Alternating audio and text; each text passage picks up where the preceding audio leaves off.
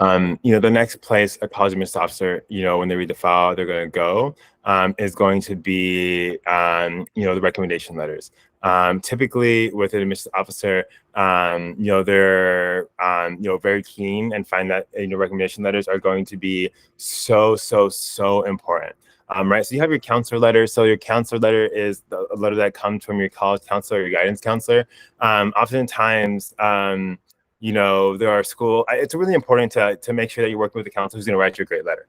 I believe several amazing institutions say, and even myself, having, read thousands upon thousands upon thousands of these, I've created, so many recs for my students as well. While I was a counselor, is just, these letters are so important. They really give the student,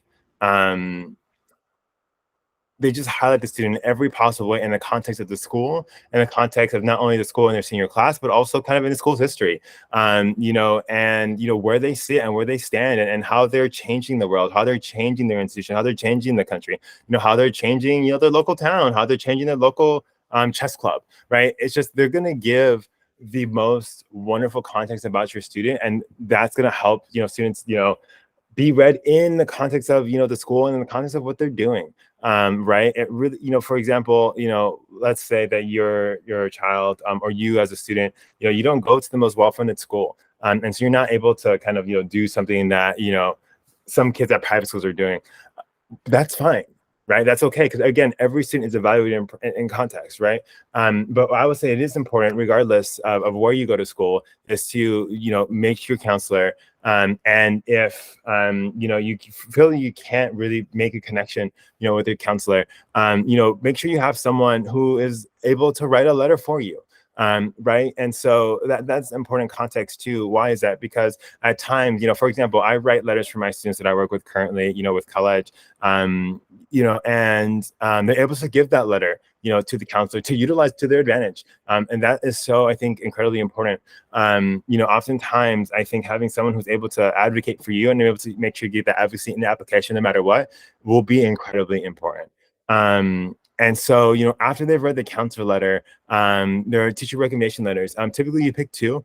And people always ask, like, what is the best way to pick teacher recs? Do I pick the teachers that I best know? Do I pick the teachers with my favorite subjects, etc.?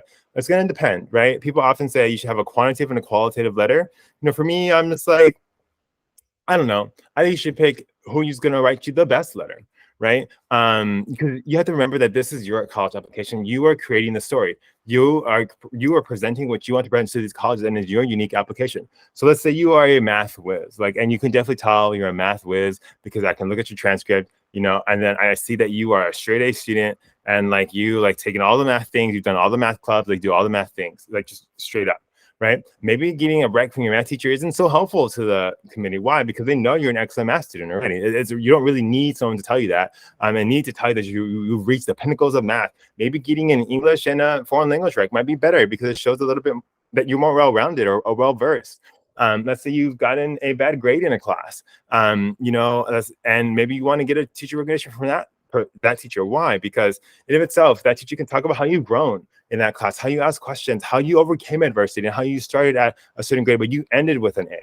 And so even though you started at one point here and you got an A, which will average out to, I don't know, a B minus, B plus, whatever, it's important to understand that even though you struggled in that class, you became one of the best students, right? So that must be something, that you want to bring. That might be something you want to bring out, to admissions officers and admissions representatives, right? And so, keep in mind though, there are going to be certain, you want to make sure you look at what everyone is going to be requiring of you in the college process, right? So let's say you're applying for an engineering, we want you to submit a physics rec.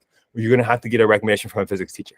Right? That's going to be a fact. So you might have to ask. So typically, again, you'll have 3 recs. You'll have your counselor rec, your 2 teacher recs. You might either have to ask for an additional rec to get the physics rec, or you might have to ask for, just your teacher again to write a recommendation specifically for this specific program.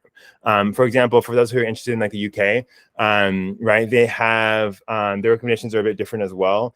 You won't necessarily want to send like just a counselor letter or any type of letter. You're going to want to send a very specific letter that talks about the major you're applying for at the specific schools, like at St. Andrews.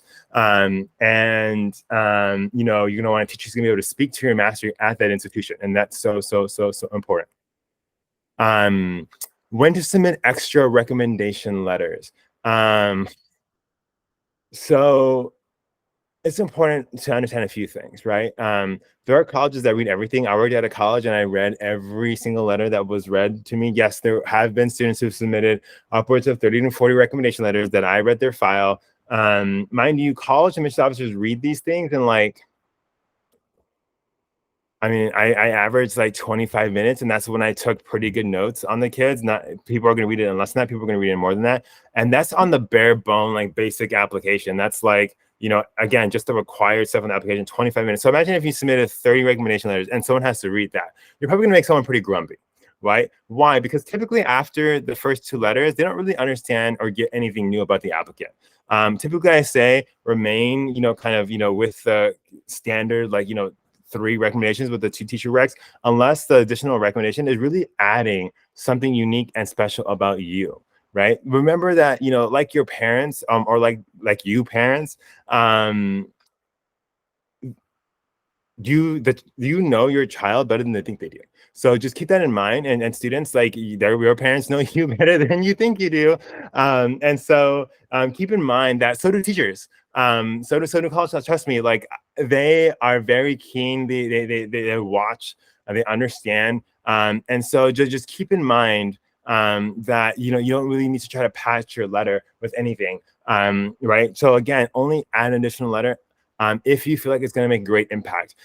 For you artists who are, going down doing their art portfolios, it's important to, I think, have arts recommendation lined up in case you are asked for one of those recommendation letters as you submit your art portfolios. Now, it's important to remember and be important that when you're submitting recommendation letters, you want to submit recommendation letters from course subjects, right? And so if you're an artist, and you do want to study music, or you want to study, visual arts or whatever, music, vocals, a voice, etc.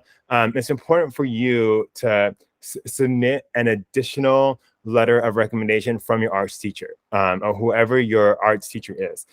So you'll want to have your core subjects on your math, science, English, history, foreign language, and a supplement from an arts teacher, both either in or inside of school. So keep that in mind as well. So you'll be submitting an additional recommendation letter, either formally or through kind of one of the portals for your art supplement. With the FERPA, so FERPA is important to understand. And so when you go into common application where you apply to colleges or even SCORE as well, the FERPA is kind of just a document that you sign that you are waiving your rights to view your college application. What does that mean? Typically, you want to waive your rights. I've never worked with a student or never read an application who hasn't. Why would you want to waive your rights to receive your file?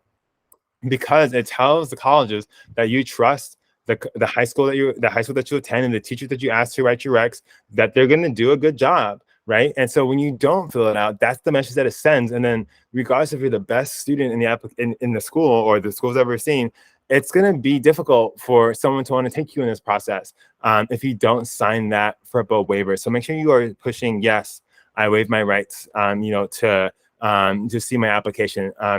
So just important, I think, to waive those rights there. Right. Oh, and then it says, please check the chat for other recommendation that I wrote from this past cycle. I'll actually be sharing, a few recommendation letters on my social media, and running through a few letters that I've written for students in the past. And so just keep an eye about that in a different posting. And so again, recommendation letters are very, very keen, very, very important. Be mindful of how you pick your recommendation letters, and just always run them by someone, brainstorm with someone. They'll help you. Just keep in mind, you want to go through if you have so many teachers you want to ask, so many people you want to ask, you want to go through who's going to put you in the best light, who's going to be adding to your application that isn't already said in your application from you, right? So keep that in mind as you're making those selections. You're going to make excellent selections. Just trust your kind of your instinct, and you're going to be fine.